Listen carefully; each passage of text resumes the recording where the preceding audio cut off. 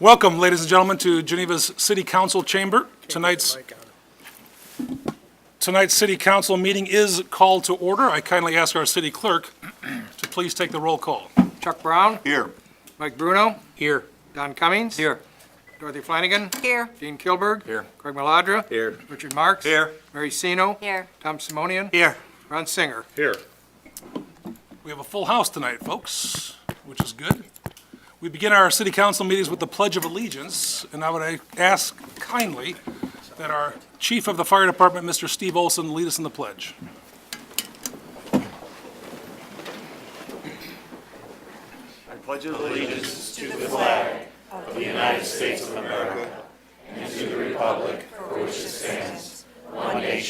Under God, indivisible.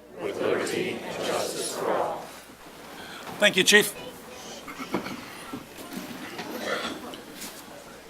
I need to praise Alderman Chuck Brown of the First Ward. I was not present last week for the Committee of the Whole meeting. The meeting lasted 3 minutes. I did watch the rebroadcast over the weekend, and I was both impressed and surprised, so well done. Didn't make any mistakes? It was, well, my TV went off halfway through, but it was good. No, that was very impressive. So our items of business tonight are brief, but the most important item of business this evening is to administer the oath to several of our newly promoted firefighters, and we are going to begin with our battalion chiefs. The city clerk will administer the oath, and we have special presentations for those receiving the oath. So, Chief, do you have any specific instructions you'd like to provide? If the battalion chief candidates and their families could step up here to the front.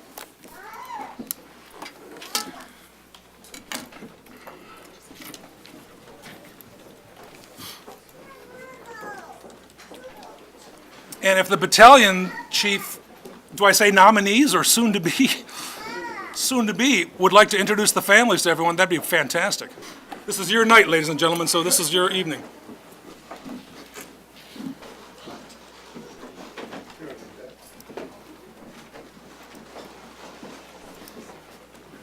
Battalion chiefs who successfully completed the promotional examinations are Lieutenant Kevin Forrest, Lieutenant Kevin Swanson, Lieutenant Fred Kwan.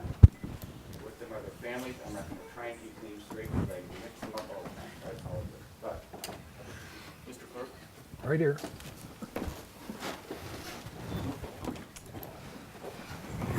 Okay, gentlemen, if you'd raise your right hand and repeat after me.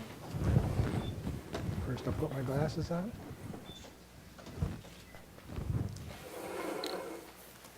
I state your name. Having been appointed to the office of Battalion Chief in the city of Geneva, County of Kane, aforesaid, do solemnly swear that I will support the Constitution of the United States and the Constitution of the State of Illinois, and that I will faithfully discharge the duties of the office of Battalion Chief according to the best of my ability. So help me God. Congratulations all.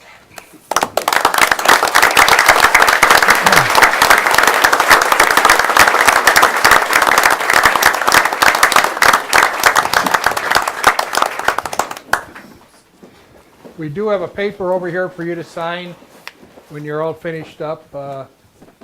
Stephanie has it.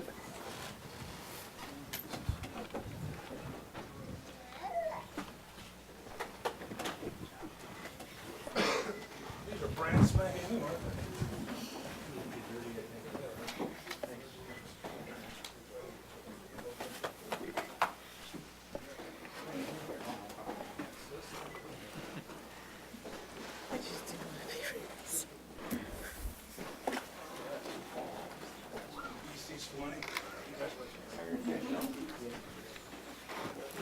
That's right, who's got it signed right here.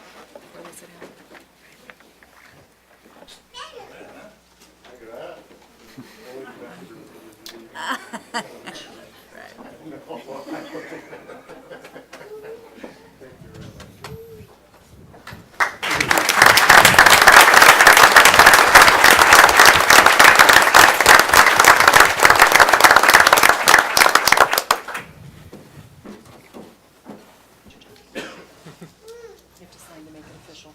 As history dictates, ladies and gentlemen, the battalion chiefs buy dinner.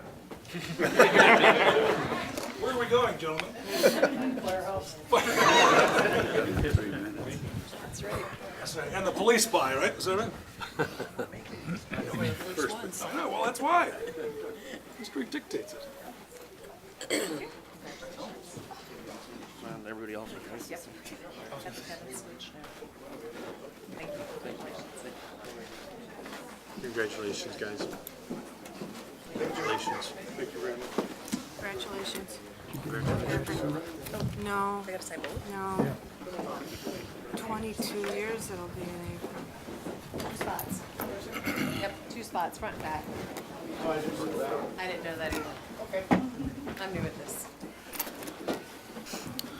The battalion chiefs are actually signing the oath of office to validate and make official their appointment. Those appointments are good for 7 days. Is that right, Fred? The candidates for lieutenant, please come forward. Stepping forward, ladies and gentlemen, our candidates for lieutenant are Rod Johnson, Mike Benz, David Lentz, and Phil Affronti.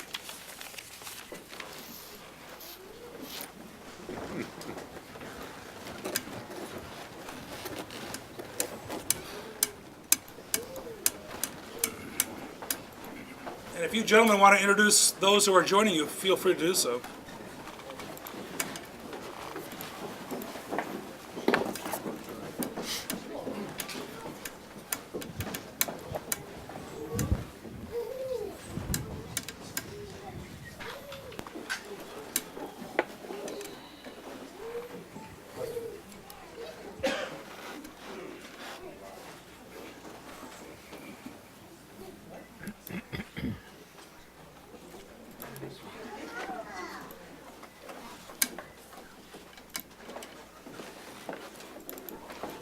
All set?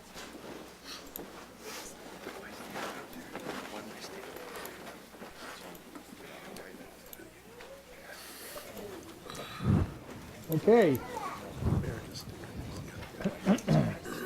Gentlemen, if you all raise your right hand and repeat after me. I state your name. Having been appointed to the office of lieutenant in the city of Geneva, County of Kane, aforesaid, do solemnly swear that I will support the Constitution of the United States and the Constitution of the State of Illinois, and that I will faithfully discharge the duties of the office of lieutenant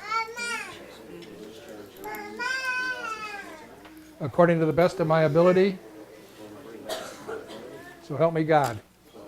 Congratulations.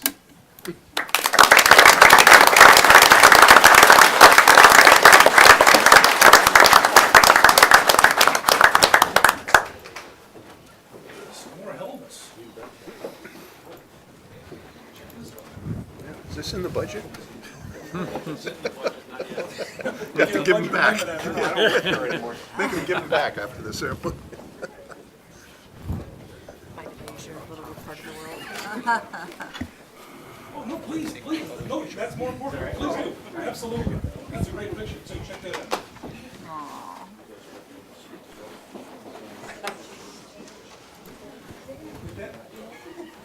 Is that Blazer?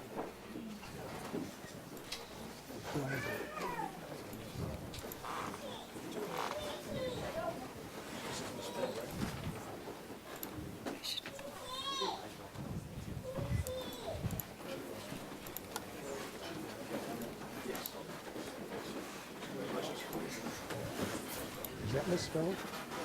Blazer. Bla- Correctly spelled. Blazer. Blazer would be too appropriate. Blazer. Okay, thank you. No excuses.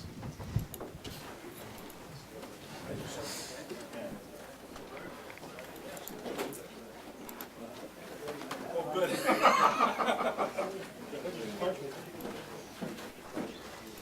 Where it is, resort, right? HB.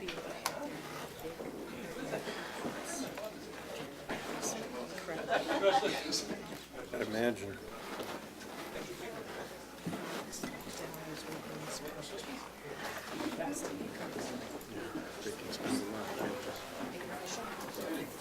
You're gonna hold it all night? Smart move, man. I'm trying to stand up.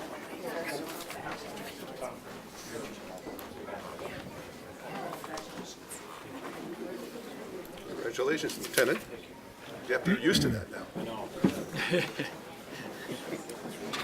think you got two sons that are pretty proud of you tonight. I do. And all the lieutenants need to sign the oath as well.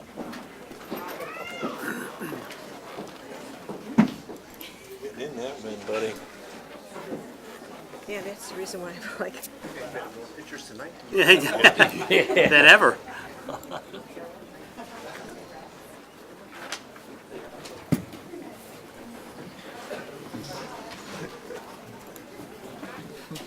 it's just a helmet.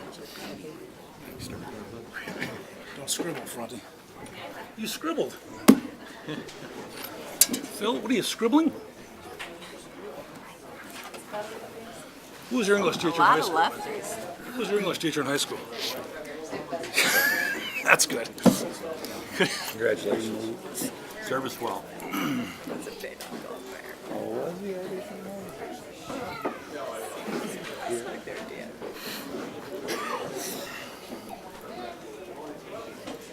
The last lieutenant to sign has to clean up after dinner purchase tonight.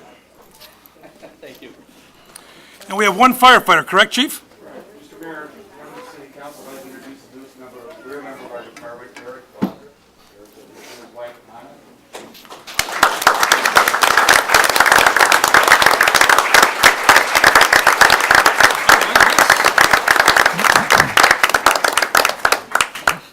Firefighter Blaser, these are your son and daughter, and what are their names?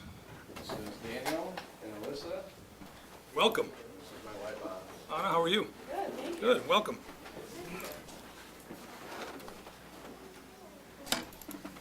Not yet. No?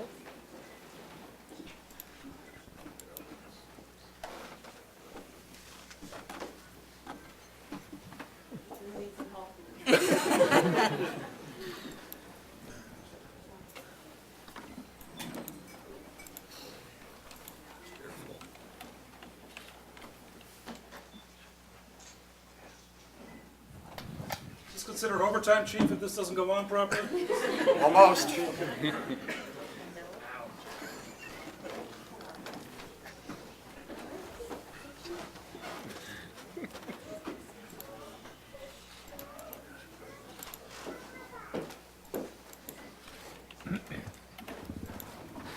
Okay, we're all set. You'll raise your right hand and repeat after me. I, Eric Blaser, having been appointed to the office of firefighter in the city of Geneva, county of Kane, aforesaid, do solemnly swear that I will support the Constitution of the United States and the Constitution of the state of Illinois, and that I will faithfully discharge the duties of the office of firefighter according to the best of my ability. So help me God. Congratulations.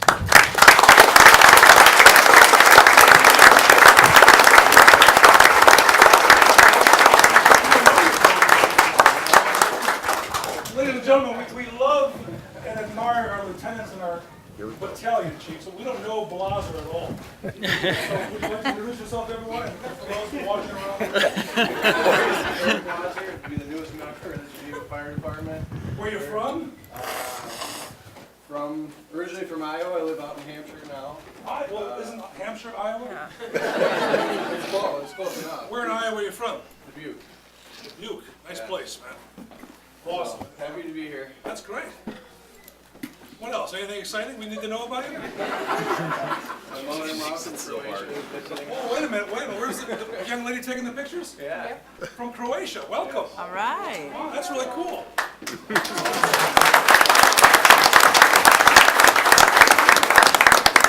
And how old are these lovely children? Daniel's 3, soon to be 4 in a couple weeks, and Alyssa is 5, will be 6 in about a month. A couple weeks, so right near Christmas. Oh, man, life is good. Now Santa's coming to Geneva on Friday. Your dad might be working since he's low man like good. Right? Know that yet? He might be. So what shift are you on? Red shift. Red shift. Yes. And your station normally out of? Station 1. Station 1, the station, huh? Cool, man. So what's the first job the chief made you do? Or I should say lieutenant chief. Or the lieutenants. Tomorrow will be my first shift. Holy moly. What are you gonna do? A lot.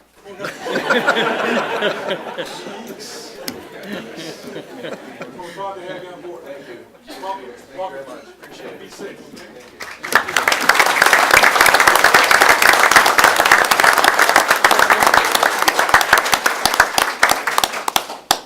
Oh, I got the wrong, we'll fix that. I didn't sign it back. Okay. Well, get your new one and get it out to me. Sorry about that. Thank you. Thanks.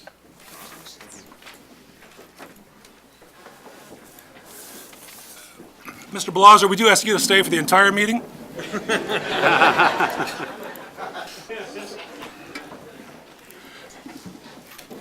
Battalion chiefs, lieutenants, and firefighter Blaser, thank you for honoring us with your presence, and a special thanks to your family, or families, for also joining us. We certainly appreciate it. This is a important exercise, swearing-in ceremony, and we're glad to do so live. We thank the chief for allowing us this honor as well. So, with that, if you need to leave, feel free to do so.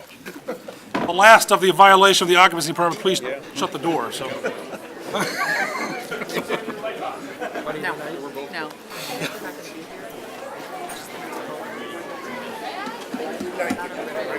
That is always cool to see. Well, it's really boring. 2 minutes and 57 seconds. You have yeah. Well, it's on the internet. That little clock at the bottom, you can, YouTube. Yeah. Law school.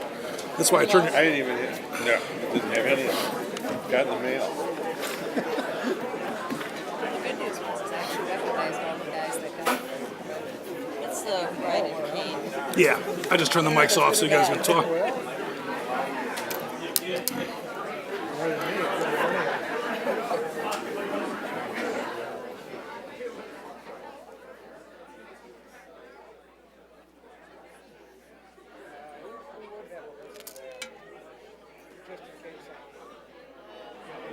Well, John Ford. Yeah, is he making a presentation, right? Yeah, I think so. Holy shnikey. But you don't have a, I mean, nobody has the list, right? They haven't announced yet. No, so he's just kind of giving up there. So Yeah. he's not even on the agenda, though. No, it's the mental health. Where?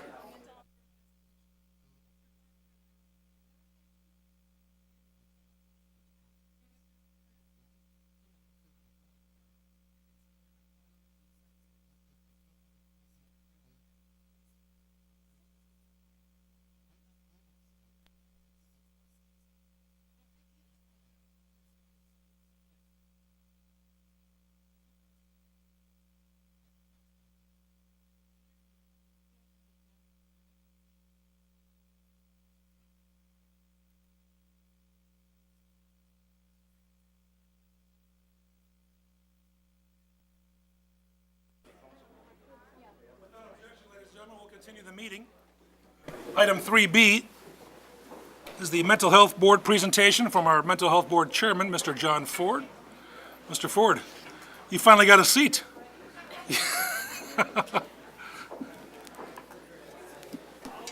That's a tough act to follow, isn't it? It's a neat ceremony, isn't it?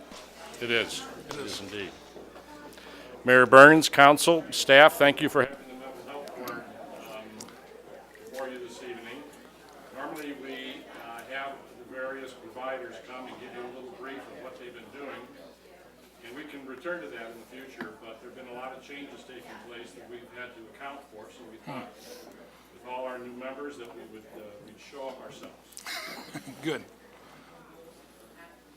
A year ago, I was concerned about the several long-term openings on the board. I was concerned about the lack of fresh, non-monetary initiatives we could think of is concerned about how to better serve the interests of the residents of the city who have intellectual or developmental disabilities or mental illness or substance abuse issues. Now I am encouraged by our board's freshman class of new, qualified, engaged individuals. Tonight we want you to hear from them as they confront how to help the residents who are dealing with these huge challenges. We've completed the funding for this year where each of us evaluates how to distribute the Geneva tax revenues. There's no material change from previous years. Variation over the years reflects the board's understanding of the quality and quantity of services delivered. This is our principal legal obligation, distribute the tax revenues responsibly. However, next year we will begin using new guidelines. With the Affordable Care Act and the changes in Medicaid, we are now in the transition period of how public funding finds its way to either the individuals directly or to the service providers who can help them. Basically, public funding is now moving away from the provider institutions and toward individuals eligible for Medicaid. This transition affects either the kinds of service or who provides it or the amount available. It can have the unintended consequence of leaving a void of no service where an important need is left out. In addition, this board is investigating how we as a board, we as a community, can help while using little or no new money. Now I'd like you to hear from our board members on some of the things that we're dealing with. Thank you. Hi, I'm Eleanor Hamilton, and I joined the Mental Health Board early in 2014. One of the things we did this year was to develop a strategic plan for the Mental Health Board, which includes 3 goals. I'm going to be talking to you about the first goal, and the first goal is solicit funding application submissions and award funds to well-qualified community agencies and providers that serve Geneva residents in any of the 3 areas of mental health that we focus on: developmental disabilities, mental illness, and substance abuse. As John alluded to, the current issue in this area is the changing paths of funding in mental health. And so I'm going to talk with you about essentially 500 years of public policy in the area of mental health in less than 5 minutes. So it'll be quick. It's important, I think, to understand where we've been in this area. The original model for mental health care was homes. Now, homes worked well for some people who had supportive families and had financial means, but this system didn't work very well for others, many of whom with mental health challenges ended up living on the streets or populating jails. And so the next model to develop for funding of mental health care was institutions, such as state hospitals and county farms. This model flourished from the mid-1800s to the mid-1900s. It worked well for some, especially some families who could shed their family's burden of caring for a challenging individual. On the other hand, it didn't work at all well for others who may have been permanently incarcerated without due process of law. In addition, by the mid-1900s, many of these institutions had grown quite large. Some had over 50,000 residents, and it was very expensive. So we moved into the next model for mental health care, which was community mental health. It was developed in the 1950s and 1960s, partly because of the development of the first wave of effective medications for psychiatric disorders. It worked well for some individuals who had supportive families, financial means, and also access to local services in their communities. On the other hand, it didn't work at all well for others, and many with mental health challenges ended up living on the streets or populating jails yet again. For example, in New York City in the 1980s, the city was forced to enact a series of laws to attempt to address the flood of homeless individuals who were sleeping on the sidewalks of Midtown Manhattan. So that kind of brings us up to the more current era. So let's focus now on where are we now and where are we going. In the 1990s, medical services began to follow the model of managed care, in which health insurers and Medicaid take an active role in monitoring and approving the treatment protocols used with patients. Health insurers and Medicaid also began to apply this model to mental health services. This worked well for those who had health insurance or Medicaid because it involves only using treatment protocols that have been shown to be effective by research data. It also worked well for health insurers and Medicaid because using effective treatment protocols is in the long run cheaper than using other treatment protocols. But it didn't work at all for others because they didn't have access to either health insurance or Medicaid. As a result, once again, many individuals with mental health challenges continued to live on the streets or to populate jails. The Cook County Sheriff, Tom Dart, wrote an editorial in the Chicago Tribune expressing frustration that the Cook County Jail had become the largest provider of mental health services in Cook County. The Affordable Care Act contains provisions that address some of these problems and that will have an impact on the delivery of mental health services. And here are some of the areas that will be affected as we go from now into the future. The expansion of Medicaid works well for some who have not had health insurance or Medicaid in the past and can now more easily access treatment. It doesn't work as well for providers of Medicaid services as they continue to be restricted in the amount they can charge for specific services, and supplemental payments are not permitted.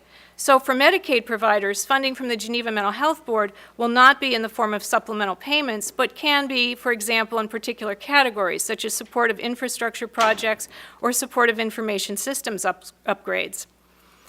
Some health insurance plans, both those offered by employers and those found on the marketplace, include high deductibles.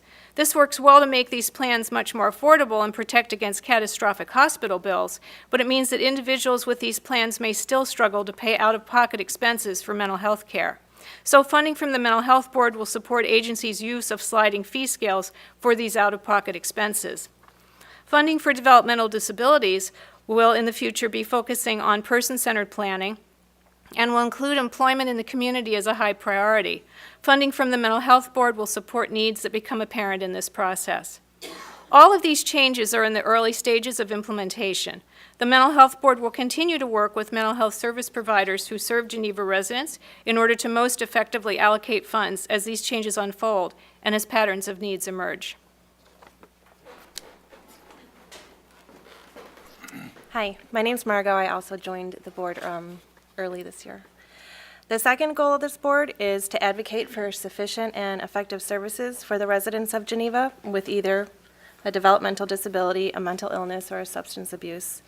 We will work towards this goal by assessing the needs of our community by gathering information about the latest actions of the Mental Health Association and decisions made by law and policymakers.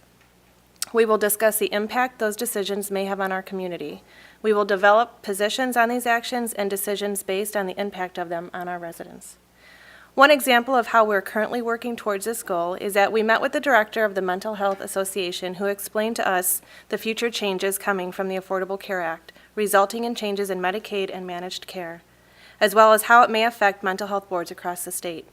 We learned that mental health boards would be given information on what items could be funded, which would include items such as housing, prevention and promotion, and early intervention, that will follow the limits within the Medicaid and managed care population.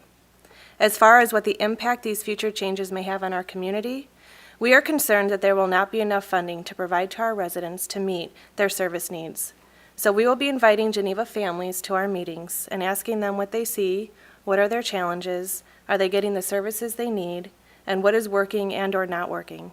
With what we learned from our residents, we will advocate for sufficient and effective services to meet their needs, such as possibly lobbying to increase our levy on top of what we already have. Thank you for listening. Hello, my name is Susie Sjogren, and I joined the board in March.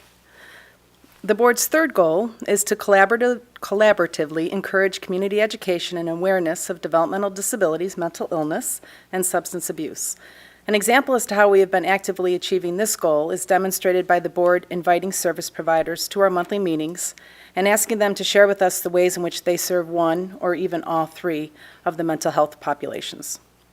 Additionally, in an effort to be a liaison to the community, we may extend invitations to people or groups or organizations to come to our monthly board meetings to hear presentations from mental health service providers. Our board understands that we may play a role in providing a connection between community members and mental health service providers, whose purpose is to be a support system or resource for persons in need of mental health intervention. For example, in May, we invited staff members of the high school, community leaders, and families to hear from the Vice President of Suicide Prevention Services, Mrs. Judy Rhodes, who accepted the board's request and shared a brief summary of the program Suicide Talk. The information and education the board received in listening to the program Suicide Talk allowed for board members and the invited community members to consider the possibility that further action may be beneficial in exploring the development of a suicide awareness climate in our community. Another example of how the board becomes aware of collaborative work by service providers within Geneva was presented to us by Joanne Furness through the Crisis Intervention and Victims Assistance Program. Joanne Furness from the Association for Individual Development spoke at our February meeting about the history of the Victims Assistance Program and how the City of Geneva became involved with the program. As you may know, a person may request victim services for anyone who has experienced a crime or traumatic incident. Ms. Furness's office handles 400 to 500 cases per year, providing referrals to various counseling agencies or service providers. As our board seeks to gain knowledge of unmet needs in the area of mental health, hearing from people who work directly with those who are in need of mental health services provides board members with valuable insight. Ms. Diana Gibson, a representative from Tri-City Family Services, spoke to our board in March about the latest research regarding eating disorders and how this mental illness is having a broader impact among the youth male population. Ms. Gibson discussed research that reveals eating disorders are not necessarily a choice. She shared how evidence now shows that a brain disorder and/or a genetic tendency may exist towards eating disorders. Tri-City Family Services provides support for this disorder through a family-based outpatient treatment program. Tri-City Family Services is an appropriate example of where a Geneva resident may seek counseling or treatment for promoting lifelong mental health. The Geneva Mental Health Board is grateful to have learned of the ways in which a mental health service provider like Tri-City Family Services is a significant resource to Geneva residents. Furthermore, our goal to create awareness and community education is an ongoing topic of discussion at our monthly meetings. We are in the process of incorporating our efforts of learning what our community may need into possible advocacy action. At the national level, suggestions of creating awareness and education include publicly displaying green ribbons during National Mental Health Month, sponsoring a resource fair, or donating books with mental health as the subject matter to a community's library. The Geneva Mental Health Board will evaluate the need of possibly providing the same or similar action in our community as an education tool. Ultimately, the Geneva Mental Health Board is committed to achieving our goals and objectives through continual evaluation of our role as being a primary resource for Geneva residents who seek to maintain and achieve lifelong positive mental health.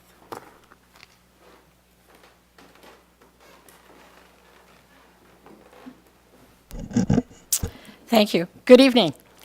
I'm Cheryl Johnson. I'm sort of the old timer on the board. I've been on for 2 years now. So I'm right behind John and Candace. And, but what a great year it's been for us. And certainly my new colleagues here have just been wonderful. So it's really a pleasure to have them. And it's a pleasure and a privilege to serve on this board. I'm new to Geneva and spent most of my time in Kendall County prior to coming here. So it is a pleasure for me to not only be in the community, but to be able to serve it as someone who believes that community service is important. As you hear, we have a lot of things on our plate. There's a lot of things on the docket. There's a lot of changes that are happening all across not only the medical field, but of course mental health as well. And I think what's really, really great is our board is really committed, and John is committed, taking us there, even if we might not want to go sometimes. And but seriously, we are very committed to knowing what's going on, to understanding all of the things not only that we need to know as members of the 708 board, but what we need to know to help our community, to do our due diligence in distributing tax dollars, and most importantly, what is going to be fundamentally strengthening and important to the agencies that we serve and thus the community as a whole. I think one of the things that's interesting is that while we have come a long, long way in the area of mental illness, we still have a long way to go. We've talked about many of the things that are going to happen either in the area of insurance or laws or whatever, but one of the basic issues remains the stigma that is attached to mental illness. This is 2014, and yet we still have an attitude about a mental illness as though it's somehow disgraceful, it's just somehow demeaning. And, so therefore, we feel justified at putting most of our mentally ill in the jail. You know, I was the director of the public health department in Kendall County, and for a long time, the sheriff used to say to me, you know, Cheryl, there's more people that need to be at your place, at my place, than there are even at your place. And this is so true, and it is heartbreaking to watch. We know data tells us that people are best served in their community. We also know that mental illness, not unlike physical illness, knows no boundaries of either class or economic condition or whatever it may be. We are all in it together. And there's probably not many of us in this room who have not been touched in some way by some aspect of mental illness, substance abuse, or developmental disabilities. So therefore, we want to pledge to you our ongoing efforts to make us a stronger community. And we thank you for your faith in us to do that in our capacity as 708 Mental Health Board members. But you know what I think is also important is that somehow, as one of my clients used to tell me, we have to make the 10-inch drop, you know, from up here to down here. And we have to understand that whether it's someone wanting to have a small group home of developmentally disabled people in the community and everyone gets all in an uproar because, oh my God, they're going to be in our neighborhood, or, you know, just think about what it's like. I used to do intake, which was one of the first things that you do. It's kind of like when you go to the hospital, you know, and they're checking you in and all that. Well, of course, it's much more detailed. But, you know, I'd like us to think about what it would be like to have a broken leg or a heart attack and be told, you know what, gosh, we'd really like to help you, but you know, we've got a waiting list that, yeah, see, 6 weeks from now, we think we can get you in. Oh, you know what, I think you're going to have to go to the county jail because we don't really have the capacity to serve you. That's what we have to look at. That's what we have to take in. And we have to understand that even though it's 2014, we have a long way to go. And we thank you for your support of us. And this is a strong community. And strong communities make good decisions, have good ties. And that's one thing that we want to do. So thank you very much for your time this evening. Thank you.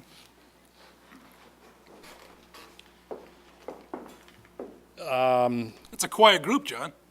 It is. How do you get discussion going? I'm glad there are only 7 on the board instead of 20.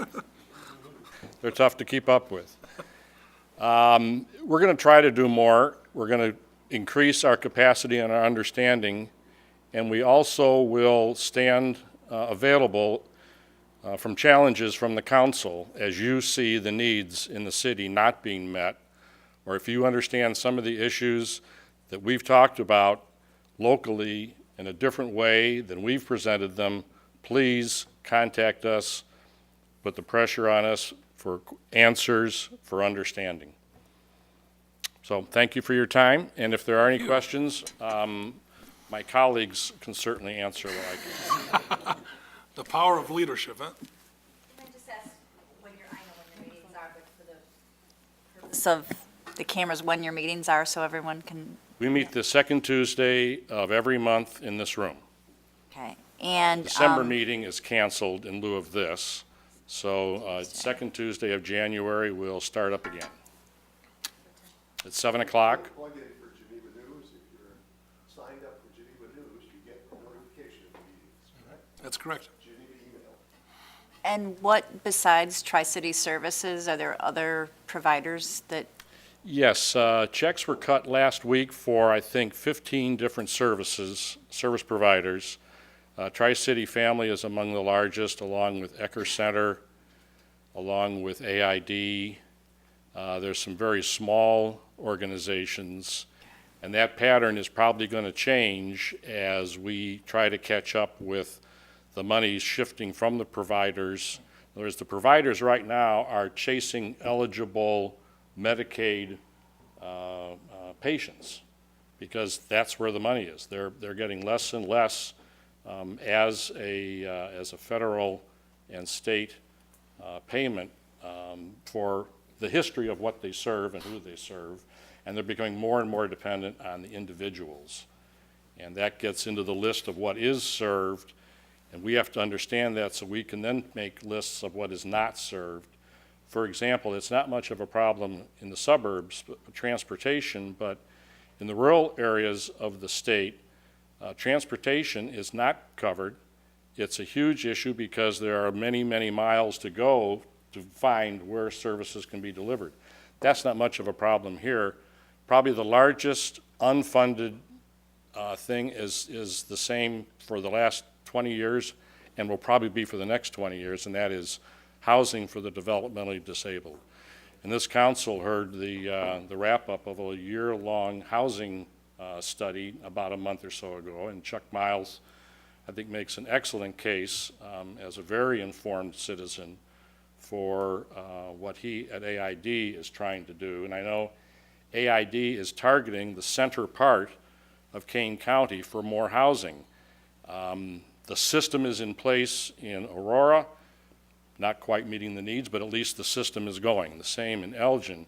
But the center part of the county has very, very little engine in place to try to put housing together. You did put a house on South Street some 6-8 years ago, and we understand now that our little savings system is probably not going to do it. We can't save 20 years for every house, and that's part of our January agenda is to reevaluate our capital fund and see what its best use is and whether it actually ought to be distributed on a yearly basis. Anyone else? Okay, well, please look us up if the questions come up. Thank you, Mr. Chairman. Thank you. Members, Thank you. Thank you very much.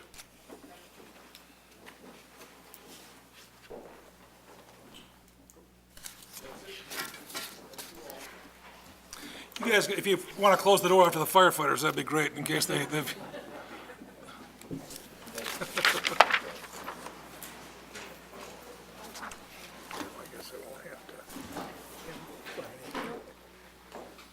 Thanks. Item 4 is amendments to the agenda. Are there any amendments this evening? Item 5 is the omnibus agenda. All items marked with an asterisk can be considered as routine and can be enacted by one motion. So moved. Second. Motion by Alderman Bruno, seconded by Alderman Singer. Any questions or comments regarding the omnibus agenda items? Mr. Clerk, please take the roll. Craig Maladra. Aye. Richard Marks. Aye. Mary Sino. Aye. Tom Simonian. Aye. Ron Singer. Aye. Chuck Brown. Aye. Mike Bruno. Aye. Don Cummings. Aye. Dorothy Flanagan. Aye. Dean Kilburg. Aye. Item 5 passes unanimously. We jump down to item number 10, municipal bills for payment, and we kindly ask our clerk to read the bills for consideration in the aggregate. Bills for payment total $3,424,924.95. Mr. Mayor, I move that we approve and pay the bills as read. The individual invoices that add up to that total can be found in the packet for tonight's meeting on the city website, along with many other useful things to read and see. Motion Second. offered by Alderman Brown, seconded by Alderman Flanagan. Any questions or comments? Mr. Clerk, please take the roll. Craig Maladra. Aye. Richard Marks. Aye. Mary Sino. Aye. Tom Simonian. Aye. Ron Singer. Aye. Chuck Brown. Aye. Mike Bruno. Aye. Don Cummings. Aye. Dorothy Flanagan. Aye. Dean Kilburg. Aye. Item 10 passes unanimously. We skip down to item number 13, new business. Is there any new business from the brave two remaining in the audience or anyone from the council? If not, a motion to adjourn is in order. So moved. Second. By Alderman Marks, seconded by Alderman Flanagan. All in favor, please say aye. Aye. Microphones are off, cameras are off.